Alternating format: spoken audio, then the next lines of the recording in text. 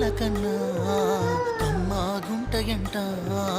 లేక లేక నేను ఫోను చేస్తేను హల్లో అన్నవంటే బెల్లం